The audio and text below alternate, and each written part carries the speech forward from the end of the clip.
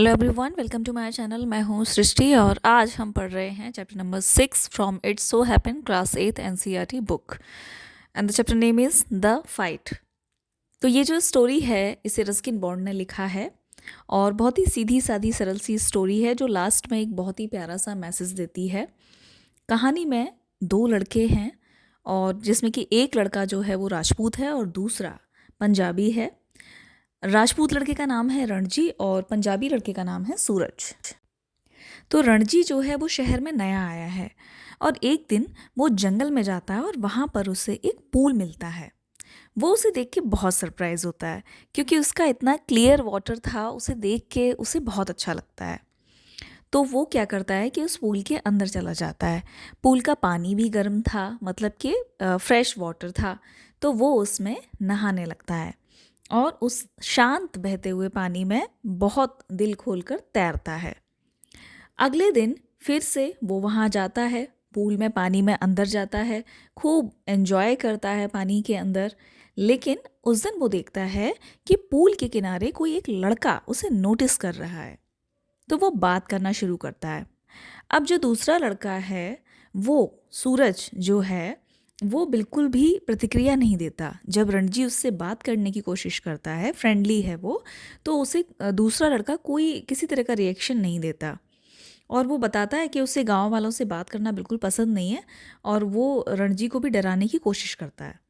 तो रणजी को गुस्सा आ जाता है और वो कहता है कि मतलब मैं तुम्हें हरा दूंगा अगर तुम मुझसे लड़ोगे तो। बात जो है काफ़ी गर्मा जाती है, झगड़ा होने लग जाता है दोनों में। सूरज ने रणजी को थप्पड़ मारा और उसे चक्कर आ गया। इसके बाद तो बहुत ज़्यादा झगड़ा बढ़ गया और बहुत बुरी तरीके से हिंसक रूप से दोनों एक दूसरे से लड़ने लगे। मुक्का मारा, लात घूंसे से खूब पीटा एक दूसरे को, लेकिन पीटते पीटते थक गए और उन्होंने ये डिसीज़न लिया कि अब ये लड़ाई जो है अगले दिन लड़ेंगे, कंटिन्यू करेंगे, क्योंकि उस दिन दोनों थक गए थे। तो रणजी जो था उसने अपनी माँ से अपनी जो चोटें थीं, उसकी जो चोट लगी थी, उनको वो छुपा नहीं पा रहा था। तो उसे बड़ी बड़ी चिंता हो जाती है और वो बाज़ार के लिए चला जाता है और बाज़ार जाके वहाँ से नींबू पानी और जलेबी खरीदता है, उन्हें खाता है और फिर सूरज को देखता है और वो दोनों, मतलब उसे मिल जाता है सूरज, एक दूसरे पर चिल्लाते हैं और फिर अपना रास्ता क्रॉस करके इधर उधर निकल जाते हैं। अगले दिन फिर से पुल पहुँचते हैं। अब रणजी जो है वो कमज़ोर होने के बाद भी पुल नहीं छोड़ता है ना, ईगो वाली बात होती है ना। तो सूरज रणजी को पुल की लंबाई के पार तैरने की चुनौती देता है। रणजी एक बार में ही डुबकी कुंड में डुबकी लगाता है और उसे पूरा कर देता है, जैसे वो कोई बड़ी बात नहीं थी। अब सूरज को बड़ा आश्चर्य होता है कि रणजी ने डाइविंग सीखी हुई है। अब वो कहता है कि भाई मुझे भी सिखाओ। थोड़ी देर के लिए रणजी जो है वो सहमत होता है, उसे सिखाता है। तो सूरज डिसाइड करता है कि अब हम ये चैप्टर अगले दिन, मतलब ये जो तुम मुझे सिखा रहे हो इसे हम अगले दिन कंटिन्यू करेंगे। वो सहमत हो जाता है और फिर वो दोनों लड़के दोस्त बन जाते हैं।